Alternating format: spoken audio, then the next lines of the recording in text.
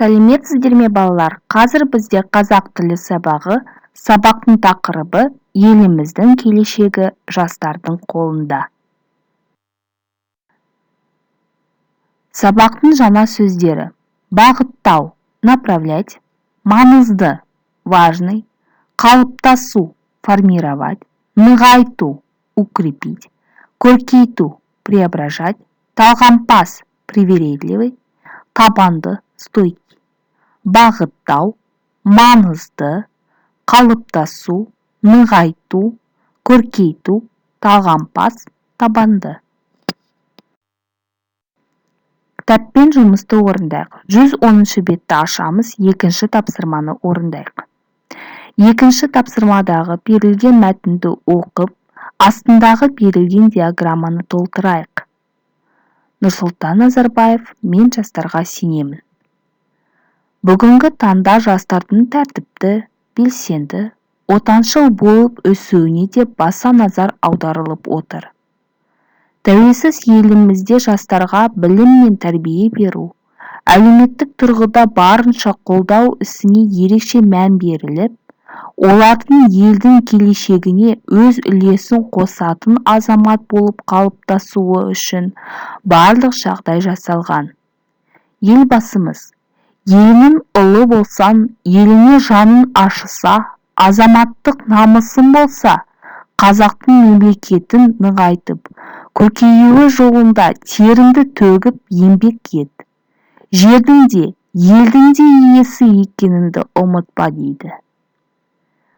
Ал енді осы мәтінге назар аудара отырып, астындағы диаграмманы толтырайық. Жастарға қойылатын міндеттер, яғни қазіргі жастар қандай болу керек екенін диаграмманы толтырыңыздар. Мысалы, білімді болу. Мәтіннен қарап толтырыңыздар.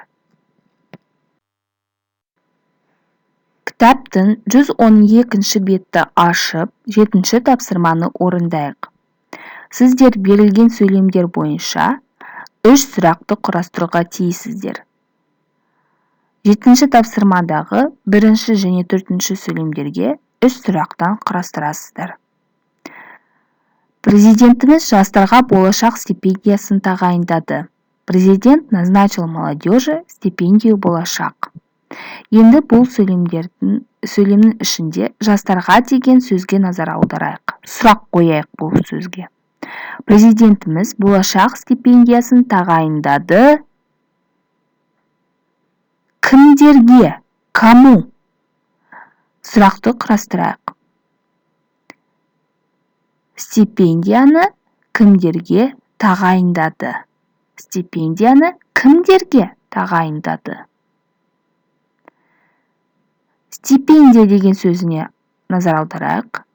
Назначил что? Стипендиясын тағайындады. Что будет? Не. Егер стипендиясын сөзіне сұрақ қойса, несін тағайындады? Бірақ біз стипендия деген сөзді алайық. Не тағайындады?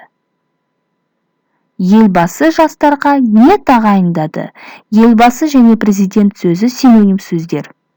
Что назначил президент молодежи? Болашақ деген сөзіне назар аударайық. Президентіміз жастарға стипендиясын қандай тағайындады? Какую? Қандай? Елбасы қандай стипендия тағайындады? Какую стипендию назначил президент? Міне, бір сөйлем бойынша біз 3 сұрақты құрастырдық. Дәл осылай сіздер 1 және 4 сөйлем бойынша 3 сұрақты құрастырасыздар. 113 беттегі 9 тапсырма. Берілген сұрақтарға жауап беріңіздер. Сен қай сыныпта оқисың? Болашақта кім болғың келеді? Неліктен бұл мамандықты таңдадың? Еліміздің ертеңі кімдердің қолында?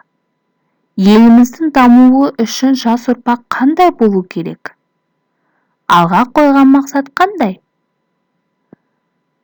Осымен сабақ аяқталды.